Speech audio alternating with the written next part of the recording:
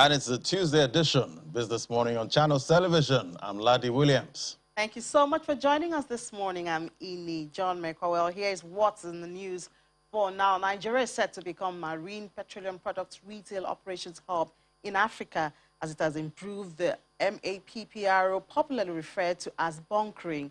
Director Chief Executive Officer of DPR, Sariki Anwola Awalu, who made this known at an oil and gas event in Abuja, says that this measure taken by the department will ensure that Nigeria becomes the principal hub in the region. He mentioned that an international bunkering conference will be held in the coming weeks to showcase Nigeria's capacity and capabilities in this respect and also attract investments and partnership from across the world. And 3 new entities, namely NIPOS Transport and Logistics Company, NIPOS Property Development Company, and NIPOS Microfinance Bank, have emerged following the unbundling of the Nigerian Postal Services. The Director of Information and Communication at the Bureau for Public Enterprises, Larai Bode, explains that while the initial takeoff grant is still being processed, the new companies are expected to resort to self-funding arrangements going forward. On his part, the Director General of the BPE, Mr. Alex Oko, who was speaking at a news conference in Abuja, puts the revenue target for the Bureau for the year 2021 at 493 billion naira.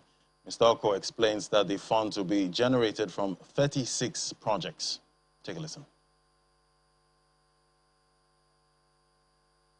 Services.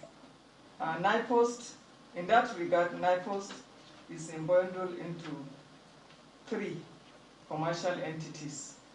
That is leaving NIPOS itself with the main postal activities, that is the postages, EMS, and then the universal postal services. The 3 subsidiaries of NIPOS are the NIPOS Transport and Logistics Company, which will inherit the logistic and the transportation activities of the NIPOS. Then we have the Property Development Company. As the DG mentioned, the NIPOS has properties all over the country. So the Property and Development Company will inherit the properties of NIPOS and then develop it and run it commercially.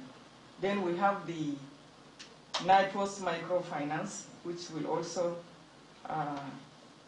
bring the financial inclusion throughout the country. So the ownership of these subsidiaries are going to be 100% owned by the government, but the subsidiaries are expected to attract private funds so that they will operate just like commercial ventures. And in the long run, they may not need any funding from the government. The initial takeoff capital will be provided by the federal government, and then subsequently they will be operating commercially and then fund their own activities. Well, oil rose today, recovering from the previous day's drop as expectations of further declines in U.S. crude inventories outweighed fears that spreading COVID-19 variants could derail a global economic recovery. Brent crude for September climbed 25 cents to $75.41 a barrel after losing 0.5% yesterday. U.S. West Texas Intermediate crude for August was at $74.33 a barrel, up 23 cents, having fallen 0.6%. U.S. crude inventories were expected to fall for an 8th consecutive week, while gasoline stocks also declined. A preliminary Reuters report shows crude stockpiles have declined steadily for several weeks, with U.S. inventories falling to the lowest since February 2020. The World Health Organization warned the Delta variant was becoming dominant, and many countries had yet to receive enough doses of vaccine to secure their health workers. Meanwhile, OPEC+ is yet to make progress, closing divisions between Saudi Arabia and the United Arab Emirates that last week prevented a deal to raise oil output, making another policy meeting this week less likely. But we'll discuss further on this on our Commodities Market update with Damilola Akimbami, the head of research at Financial Derivatives Company, and she's with us here in the studio. Hello, Damilola. Good morning. Good morning. Good to have Thank you. Good morning. Well, we don't know how long this loggerheads at OPEC+ will take, and we just wonder the spillover effects, that it's having globally. I mean, not to also mention Nigeria. Yes, so right now, one of the reasons why we're seeing oil prices trade volatile is because of the stalemate between Saudi Arabia and the UAE over supply output levels. You know, Saudi on one hand wants to continue or maintain its output cuts to at least to the end of the year, while the UAE is pushing for an increase in its own production levels. Now, aside from that, we also know that the Delta COVID variant is spreading like wildfire, and that definitely is raising concerns about possible reimposition of lockdowns in countries. We know that India is still battling with it. Even the Delta variant has been detected in Nigeria. Yes, and we also know that the Lagos State government has raised a red alert. Yeah. Yes, exactly. So in addition to this, so these factors definitely would dampen sentiment about oil prices, but investors are bullish about the global demand recovery in spite of the stalemate that is occurring within the OPEC Plus cartel, and this could also signal the possibility of a price war, which could lead to a further fall in oil prices. But investors are bullish that this ongoing recovery would be strong enough to offset the impact of the stalemate and the Delta variant. Because even countries like the UK are still going ahead with their July 19th easing of restriction. Yes, yes. So that's why I said investors are bullish about this. But the thing is that the major risk right now to the global recovery forecast is this Delta variant. Like I mentioned, it's been detected in Nigeria. And the thing is that right now, a lot of people have returned to their pre-pandemic way of life. So you hardly see anybody wearing masks, you hardly see anybody maintaining social distancing and whatever. And the threat there is that if this spread goes unabated, bearing in mind that this variant is the most dangerous because it's easily transmissible. And for instance, take in Nigeria, the number of people that have been fully vaccinated is just 0.7% of the total population, while about 1.2% have gotten their first dose. So that barely scratches the surface. And if it continues unabated, the government may be forced to impose lockdowns, whether precision lockdowns or whatever. And you know, talking about the vaccine, I've heard of some people who've gotten their first dose and the second dose is not readily available. That's also another issue. Another threat. Yes. You know, to this. So what are we experiencing? Are we seeing a faster pace of vaccination compared to the spread of the virus, or is the virus spreading faster than how people are getting vaccinated? So it's a concern, and if this continues and it spreads across major global economies, the US has it, the UK has it, obviously maybe not as much content. Europe is dealing with it. Yes, exactly, and these are major economies. These are also our trading partners. If it continues and global demand is affected, I mean, definitely it's negative for commodity prices. And talking about oil, we could see we could see oil prices fall, yes, especially if a major oil consumer like China is significantly affected, yes. But still on that $100, projection, what do you think would actually, make oil actually hit that price, considering all the things happening right now? Well, what would make oil prices reach that level right now is if the global demand recovery goes as anticipated. So right now, for instance, the World Bank is projecting that the global economy would grow by about 5.6% in 2021. If that happens, oh yes, definitely we may see that occur. And right now we're experiencing in the oil market a supply tightness because demand is growing faster than output. Supply is being increased, and that's why we saw between May and July OPEC Plus increased its output, its output supply, just so that to rebalance the market. But what do you think investors should be doing right now, considering all that's going on with the OPEC impasse and all of that? I think investors should be more long-term minded in the sense that we know that the relevance of oil is now a declining function of time with this gradual shift to greener energy, renewables, the onset of electric vehicles and what have you. So definitely, wherever there is still building a scenario or strategy around oil prices, bear in mind that in the medium to long term, everyone is going to shift from oil, and then I think we have a launch of electric vehicles at Unilag today and all that. But we also have the PIB, which has gone through the law that has put in for the president's assent. And I think one of the conditions is that once it is assented to, then no more subsidies. Yes. This reality is coming closer. Yes, and we know that the NNPC has said no fuel price increase this month of July. But like you rightly said, once the president assents to this PIB, then payment of subsidy becomes illegal. And then it's just a matter of time when... Is it possible, though, so once the president signs it, no preamble, no post-Tambo, No, just no more nothing subsidies. So that's why Then what happens? communication is very important. Yeah. So like at the start of the month or just before July started, the NNPC already released a statement that there will be no price increase. So now is the time to start preparing the minds of Nigerians. We are already even preparing our minds, even if the government doesn't That's see some of anything. us, really. Well, some of us are already preparing Already? our minds. So communication is key, and like rightly said, there has to be a process. And we know that there's been this ongoing discussion between NNPC, between the government and the NLC to find a way of ensuring that the impact on the average Nigerian is limited to an extent. Okay, Yeah. but there's still... Sorry, help Yeah. us to understand this Yes. process now. There's provision for subsidy. Yes. You know, monies are made available to be paid for the import and things like that. And these things, I think they are planned ahead. So if the president signs this PIB now, then it becomes illegal. What about the products already in the country? What about what people will consume before they adjust?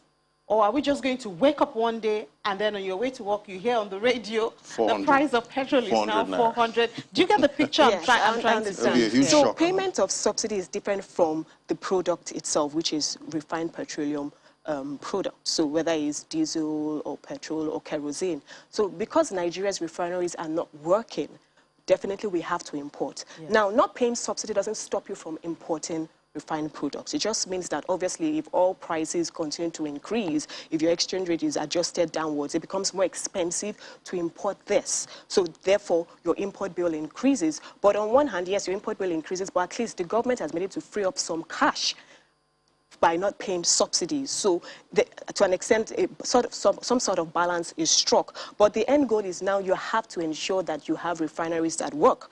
We know that the Port Harcourt refinery is being rehabilitated. We know that Dangote refinery should come off stream at maybe sometime in 2022. We know that there are other private refineries that are going to be constructed or established. So you need to have refineries that work. I know that there was a report that came out, was it last week or 2 weeks ago, that Nigeria should start exporting refined crude within the next 2 years. That is possible if we have functioning refineries. And if you start to reduce your importation, you free up more cash. You can invest in critical projects like infrastructure, like if the power sector, if investing even in manufacturing, in the value chain, in the agricultural sector. So then investment has a multiplier effect. The more investments you have, because of the multiplier effect, it impacts positively on other sectors of the economy. You boost economic growth and development of the nation. Okay, And eventually boost liquidity. Yeah, but to still, talking about the refineries here, there's concerns about the PIB and licensing. Okay. Some are saying that it will stifle competition. No, I think, first of all, the passage of the PIB, the oil reform, is part of the process in unlocking and diversifying the oil and gas industry. With the passage of the PIB now, we know that on one hand, is obviously going to attract investment, it's going to create more opportunities, and where there's efficiency, definitely there's competition. Competition brings efficiency because now it's not just the NNPC that can import, because now you have other private refineries in the game. And once there is competition, there's efficiency, and the price is more reflective of market reality. So I don't think it stifles competition. Okay, so let's move from oil now. Yes. So according to NIPC, Nigeria's investments were up 75% in the first quarter of 2021. Up $8.41 billion now. Was it done intentionally or did it just happen? So total investments may have increased, but more importantly, foreign investments actually declined by about 27%. And if you look at the composition of total investment into Nigeria, at least in the first quarter, or at least in the past couple of years, it's still been dominated by foreign investors. Foreign investors account for about 65%, while domestic investors account for about 35%. Now, investors are interested in investing in projects or in economies where they are guaranteed of returns. If you have a situation where there is high risk, they are deterred by that. They are deterred by policy uncertainty, insecurity, and things like that. Nigeria checks all these boxes. We know that there's been heightened insecurity across the nation. We know that there's been policy uncertainty, especially in the forex market. And we know that there's been, we have about a backlog of about $2 billion in terms of trapped foreign investors' funds. And that obviously has kept a lot of investors at bay because they're all trying to remit or repatriate their funds out of the country. And we also know that there's been negative real returns on investment for the past 1 to 2 years. So all these have definitely deterred or dampened investor sentiment in the country. What can the government do? Create an enabling environment, create opportunities that would attract investment, also even try and attract more domestic players in the market. Because as a foreign investor, if I see that even the local players are not that interested, they don't have a skin in the game, why should I come and partake, or why should I invest in the economy? So the government has to do all these things. And like I mentioned earlier when I was talking about the multiplier effect of investment, so we need to attract these investment inflows. And also, it also helps to boost our external reserves, which has been depleting consistently since middle of April. Yeah. So we shouldn't get too excited, right, when we just see the 75%. Anyway, Nigeria's southwest regions to harvest mid-crop cocoa in July. You know, what's the update with that new breed you mentioned before? Yes, so right now we're in the season for the mid-crop harvest for 2020-2021.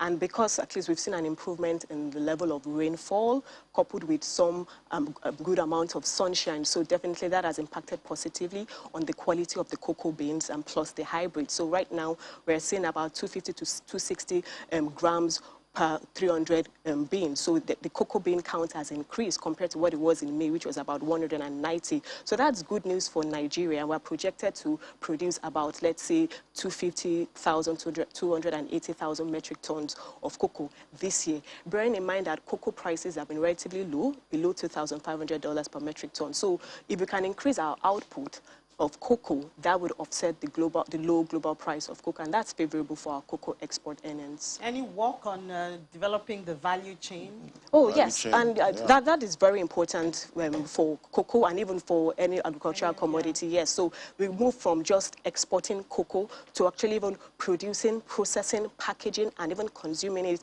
locally, because it's not just, it goes beyond cocoa beans. What about the end products?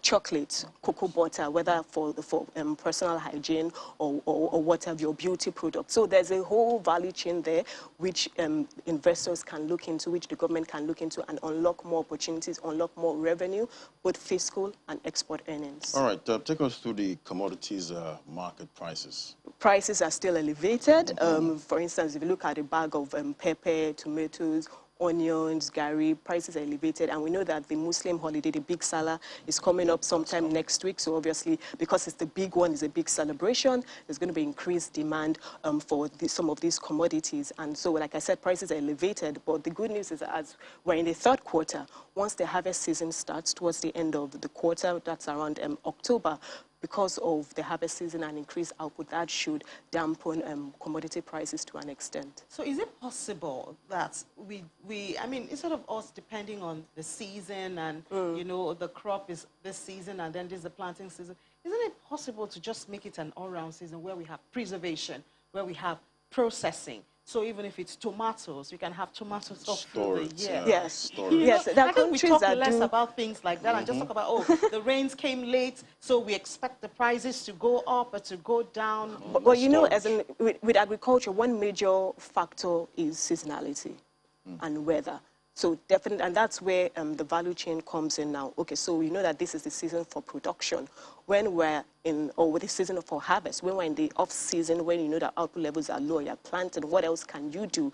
Can you, like, if you're growing tomatoes, what can you now invest in tomato puree? Or can you even create hybrids that could grow even during the off-season? Yes. So that, obviously, there are opportunities there, but it also involves funds. So again, back to the investment story. I'm going to actually complain of not having enough tomatoes.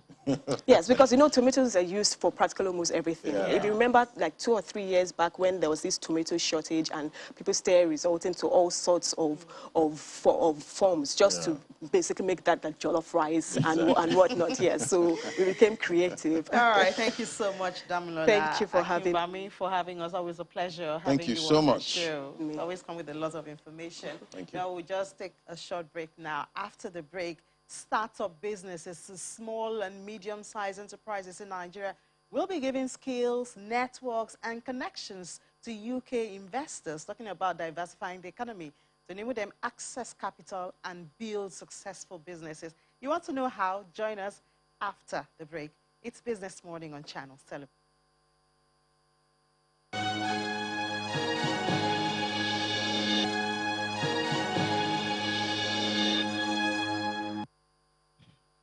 Well, the motive behind the fully funded program by FMDQ Private Markets Limited, a subsidiary of FMDQ Group, Africa's first vertically integrated financial market infrastructure group, and the Oxford Foundry, University of Oxford, United Kingdom, is to empower startups. They've collectively launched a global partnership to accelerate the growth of Nigeria's startup ecosystem and nurture a future generation of young Nigerian business leaders in entrepreneurship through knowledge exchange and collaboration. And the Group Chief Operating Officer of FMDQ Group, Ms. Kodi Ugoji, joins us to tell us more about that. Good morning, Ms. Ugoji. Thank you so much for joining us this morning. Good morning, Ini. Thank you for having me. You're welcome. So do tell us about this FMDQ Private Markets Limited and Oxford Foundry. Okay, so FMDQ Private Markets Limited is the newest addition to FMDQ Group.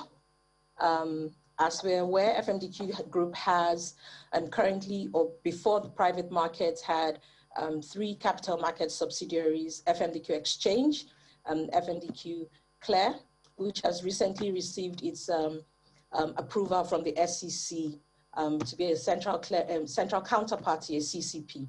And we also have FMDQ Depository. And that covers the full spectrum of the financial market. Now, FMDQ Private Markets was brought up to cater to another segment, another very important segment of the economy, private companies. We find that for us to achieve the development that Nigeria needs, we would need to work with a lot of private companies. When you look at things like infrastructure, in terms of road, when you think of power, when you think of all the infrastructure deficits that we have, the one way to cure these gaps would be for private companies to raise capital in the debt capital markets, or even to raise capital in the capital markets to implement projects that will be beneficial to the Nigerian economy as a whole.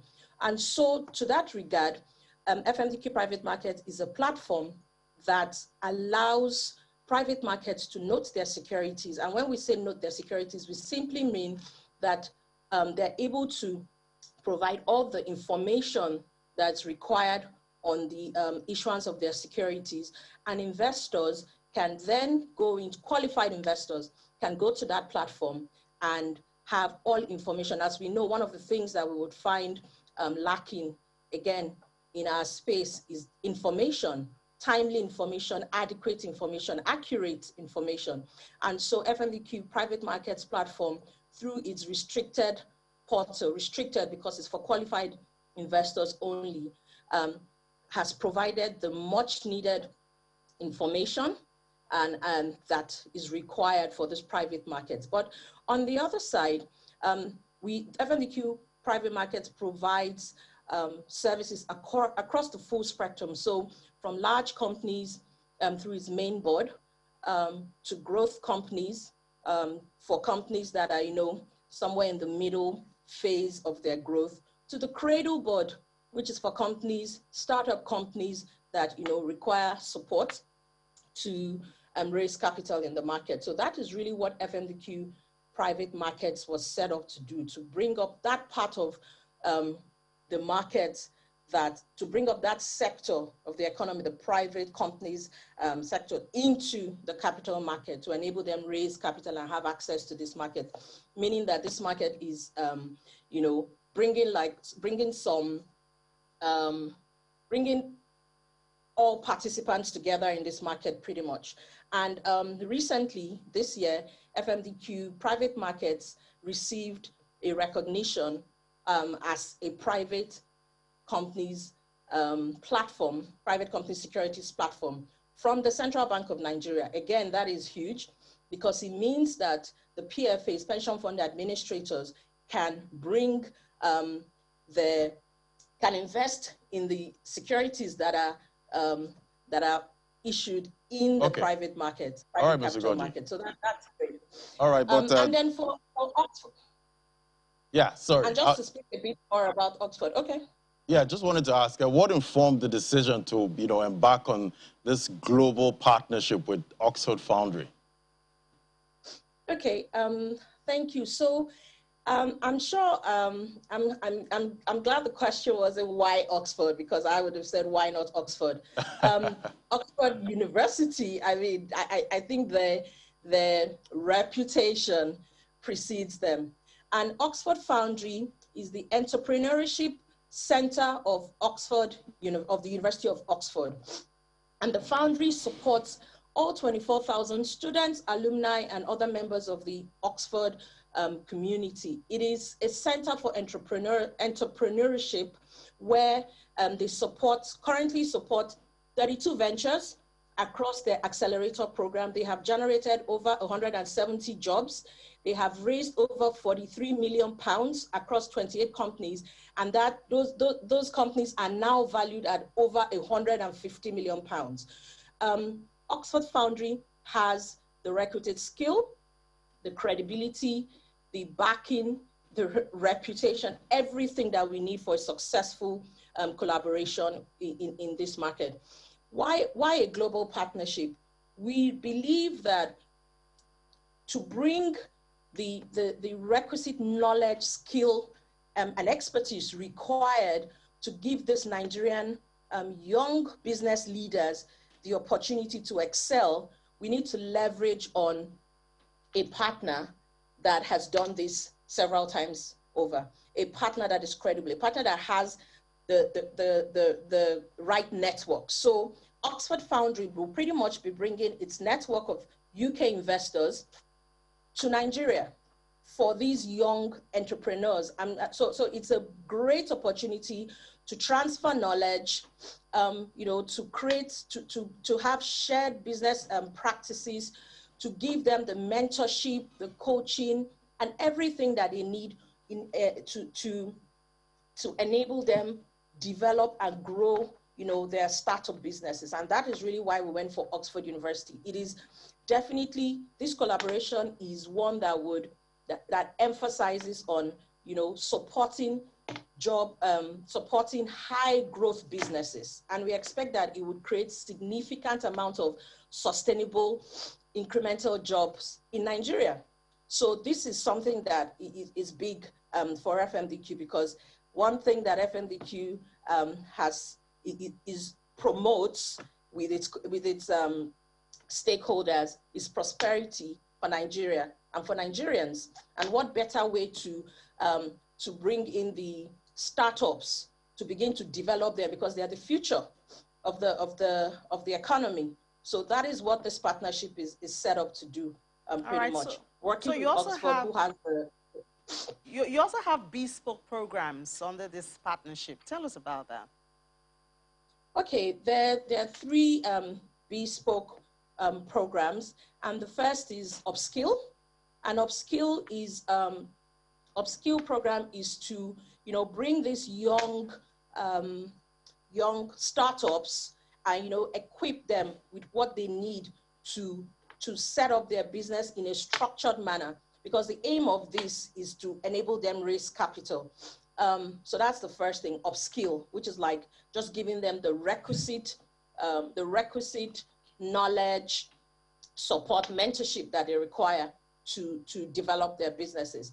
And the second is to Grow, which again works with these young entrepreneurs to grow their businesses, to give them support in terms of services that they would require, to give them the knowledge that they would require to set up structures in place, make sure that they are attractive to investors. And the third is the Accelerate program, which is where the investors come in and then have a look at these young businesses that have now been equipped, have now been given the requisite knowledge and information that you need to grow and set up structured businesses. And that third phase is where the investors would then come in and look at how to invest in these companies to support their growth and development. So that's the All right. three-pronged phase of this program over 1 year.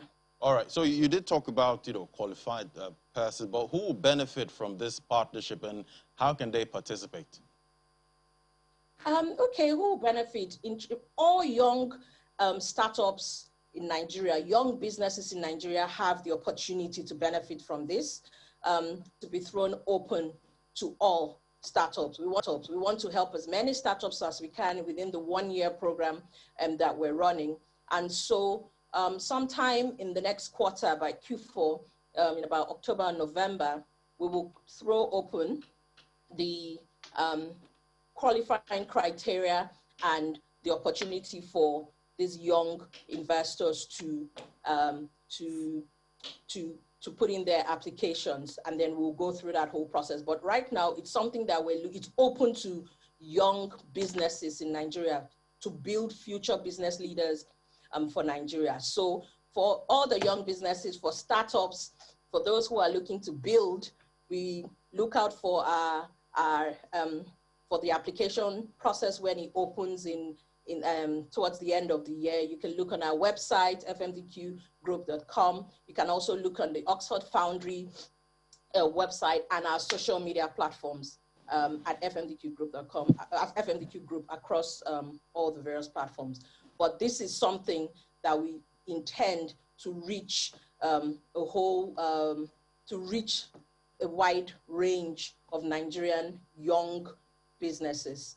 And after this 1 year program, FMDQ is also working on a sustainable program to continue this, and this is called the SCALE program, which is a startup accelerator program, which will just sort of continue this process. So it doesn't stop after this 1 year partnership. This is a program that is here to stay for FMDQ Private Market to reach young businesses in Nigeria and help them grow and succeed towards building, a stronger capital market for Nigeria, and even ultimately a stronger and better economy for Nigeria. All right, so it's good to know that you said it's going to be a sustainable thing, but one would wonder, how do you intend to reach this wider spectrum of the youth? Do you have means of reaching them? Are you taking it to the rural areas? Are you doing social media? How are you reaching them, and how can they reach to you? Is it just your website, or they have to wait till the November, or what are the avenues available? Once we're ready to roll out this program, or once we're ready for the applications to open, because the program is already rolling out as we speak, we would have advertisements. We would have, like you said, social media campaigns. We would put in all the platforms available, and we will come to you. Hopefully you will help us, you help give us a voice to also tell Nigerians more about this when it is time. But we would use all the available avenues to make sure that we can reach as many people as possible for this first phase. And when the announcement comes, no, they don't have to wait for our website. We would also reach out with this advertisement, but we'll put it on our website so that anyone can reach it at every time. So all channels available will be used to make sure that we can reach as many people as possible to make this program reach. All right, and you're not just in Lagos, I believe, because Lagos is... No, this is not just a Lagos program, no. This is Nigeria. All right, thank you so much, Miss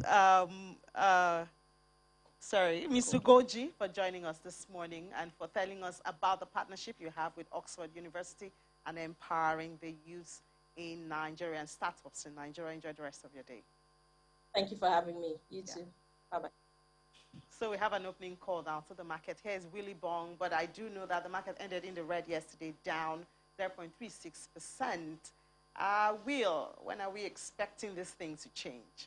Good morning, Nini. Like you said, even though the Nigerian equities market started the week trading on a negative note, there is a silver lining there, as in this good news, as the NGX is having its first physical trading on the floor of the exchange today. GT Holdings, is listing officially on the floor of the exchange, and this is signaling a gradual possible reopening of the exchange since the outbreak of the COVID-19 pandemic in the country. Having had stockbrokers have had to trade remotely for over a year now. And I can imagine stockbrokers and investors can't wait to begin a face-to-face trading. Quite a big win for them, and I'm sure that the market will respond positively to that. Now to the market numbers.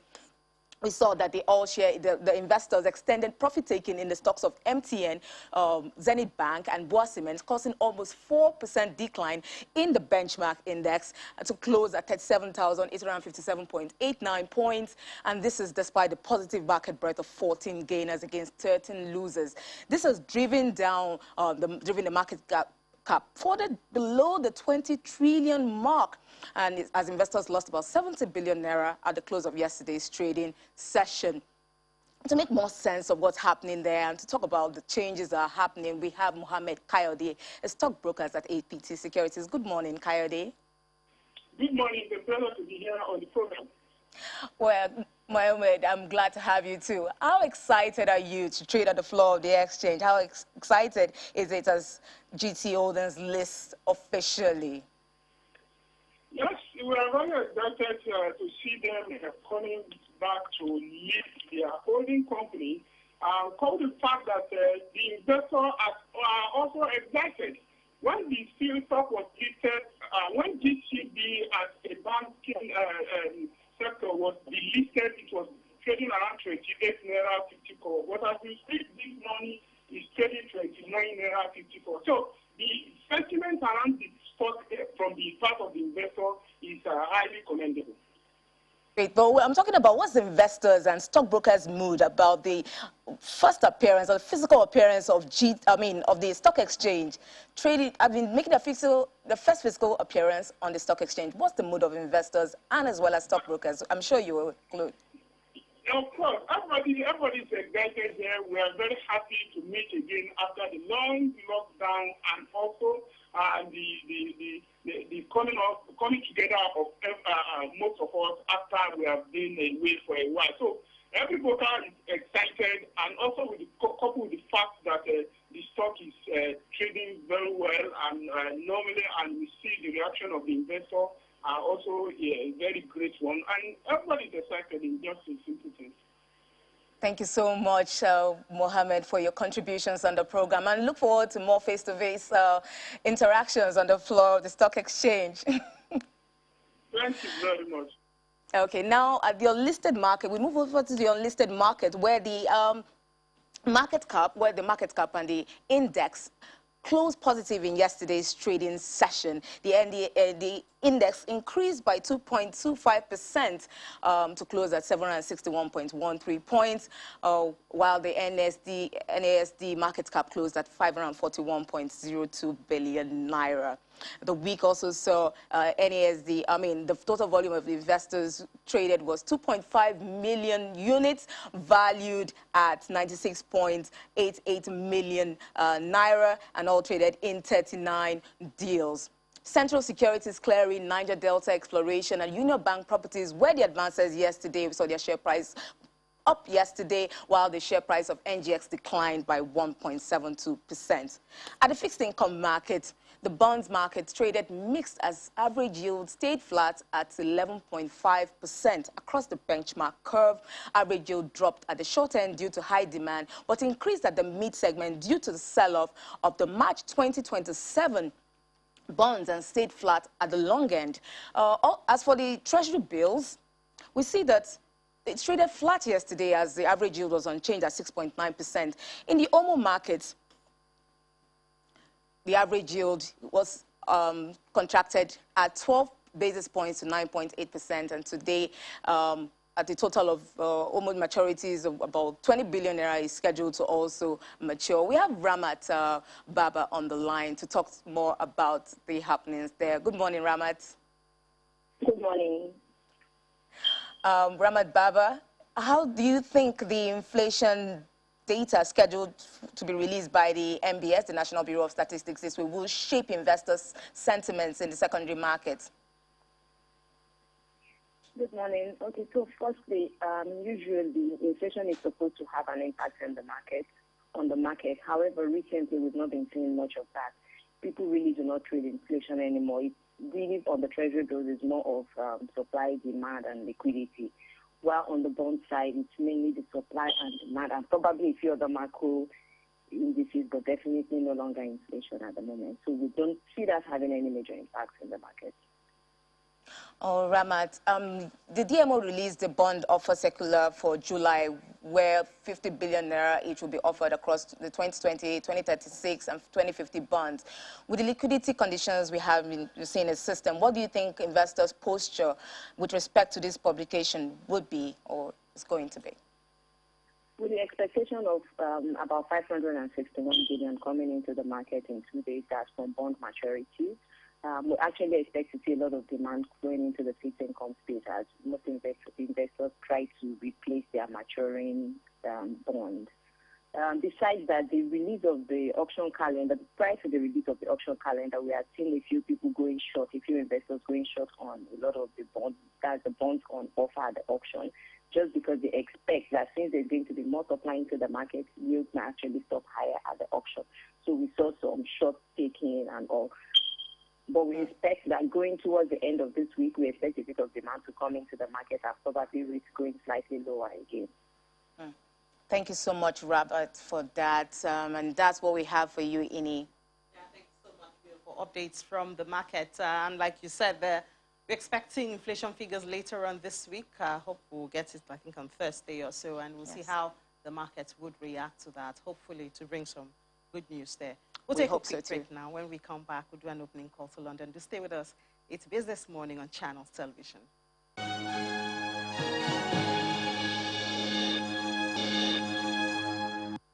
Welcome back. You're still watching Business Morning on Channels Television. We'll head over now to our studio in London, and Juliana is standing by to bring us updates from the UK. Hello, Juliana. Good morning. Good morning, Ine. So the Bank of England has lifted all COVID restrictions on dividends at the UK's largest lenders. Can the corporates cope with this new season of paying off dividends? Well, absolutely, yes.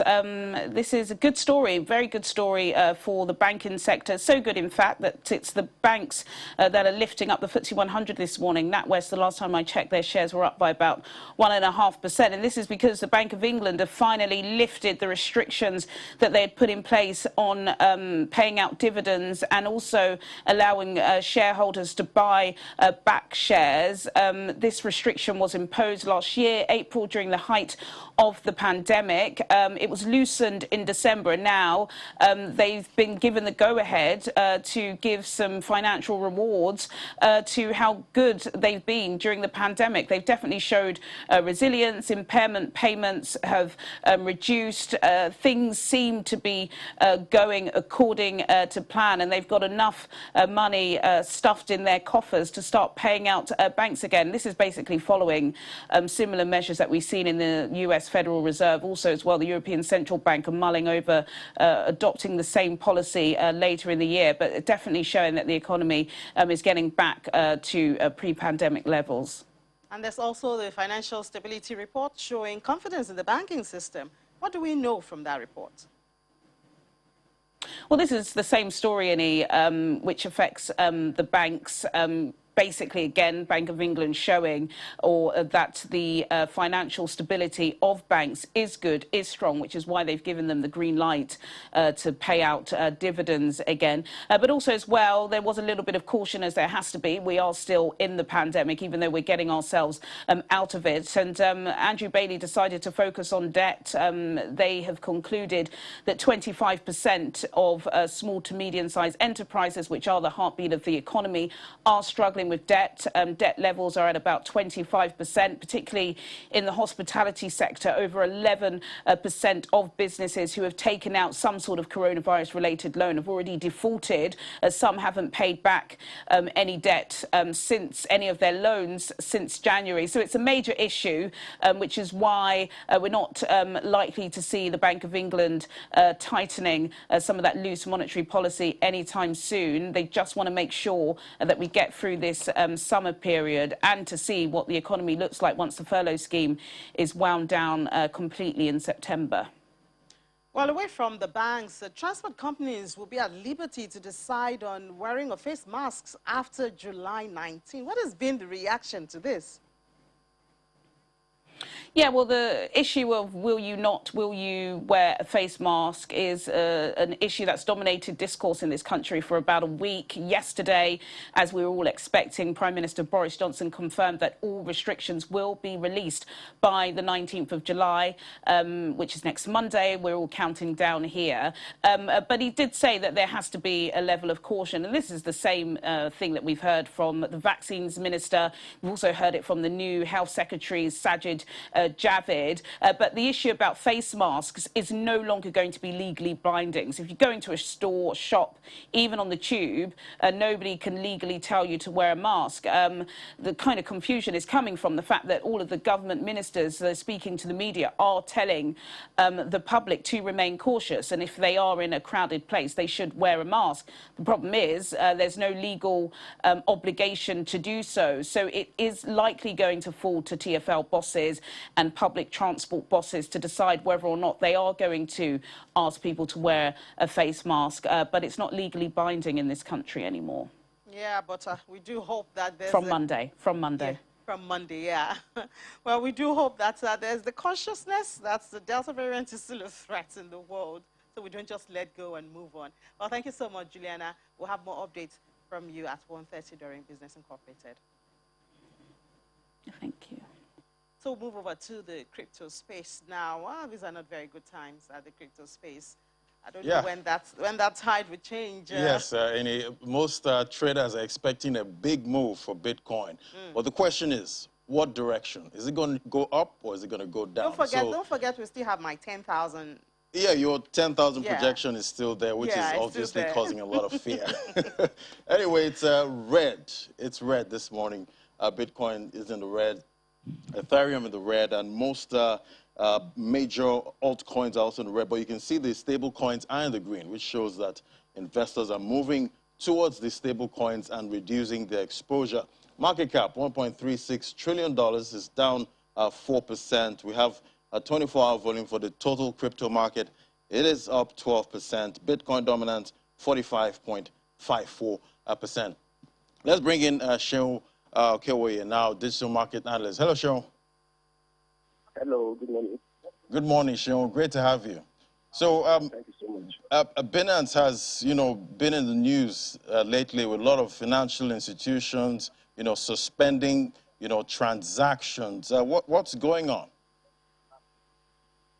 Okay, so basically what is going on is that Binance is a centralized exchange operating in a centralized government. So for you to actually operate very well, you need to be regulated. So I believe Binance is a regulatory compliant financial institution. So they are trying their best. We have over 195 countries in the world, I guess, and meeting up with all the regulatory obligations of all the countries could be actually very taxing, but I'm sure they're doing their best. This is not the first time that this is happening, but that's not stopping the operations of Binance in most of the countries. But they just need to get the license and be approved, that's all. Okay, but it seems, other centralized exchanges are not really getting much attention. Why is it just Binance? No, it's not only Binance, because, why Binance is because Binance is the biggest exchange in the world right now. So they've covered so much. Besides just the trading on the spot, they have almost all the financial facilities on their exchange. So, the attention is right on them. So I think that's why it seems that it is only Binance that all right. I don't know if you remember around 2016, 2017, Bittrex used to be the top exchange. They lost that position to Binance. Do you think Binance is going to lose the position soon? I don't think so. I think Binance, they're very smart in the sense that they'll be able to move from just the spot trading, the centralized trading, into having peer-to-peer. You can remember in Nigeria when a few months ago when the government actually stopped banks from working with Binance, they quickly switched to peer-to-peer, which is still working. So I feel like Binance will still maintain this position. Guess what? Binance is just 4 years old, so they still have a long way to go. They still have so many fantastic things they're doing. Yeah, they need to work on this regulatory stuff so that it does not actually affect their reputation. But I know they're working hard on that. So how should, traders be, trading right now? Is it to continue with the centralized exchanges or move on to decentralized? Yeah, the centralized exchanges are still working. You can still trade very well with centralized exchange and at the same time decentralized. It's good to balance both. Have some on the centralized, have some on the decentralized, while they are working on all these regulations and licenses with the countries. Okay. Well, everyone is expecting a big move for Bitcoin, either up or down. Where do you see this price going? Yeah, at the moment, I think the market is in indecisive mode. It still looks like the market is going to drop a little bit, I guess. Yeah, but it's a good time to start accumulating gradually. So I feel the market is in an accumulation mode. There could be a small drop, and there could be a big move up from here. And if you don't have any money to buy the dip, what do you do? If you don't have money to buy the dip, you can actually buy the small coins, the cheap ones. They are not Bitcoin itself. All right. Buy those ones. They're still less than $1 or $2. Yeah. Okay. All right, Sho. Tell me, how are you trading this market right now? At the moment, I'm not fully trading. Okay. I'm just by the side, and at the same time watching for a big drop so that I can actually buy more. On the sidelines. All right. Yeah. Sho, thank you so much. Thank you very much, man. All right, Annie, get it there. He's on the sidelines. Let's look at top odds by market cap. We see all of them in the red. BNB, it's down 6%. Could be because of that regulatory clampdown that's coming on the Binance exchange. We have Cardano, $1.30, down 5%. Dogecoin, 20 cents. The king of the memes, down 6%. XRP, still below $1, 2.63% down.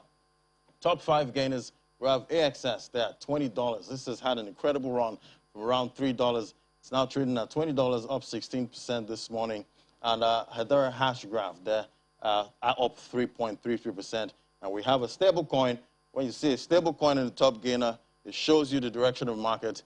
People, traders are running into stable coins. So, that's how the market is looking right now. Yeah, Shehu is one of those in that stable coin counter Exactly. right there. And he has so much confidence in Binance. I don't know where that is from.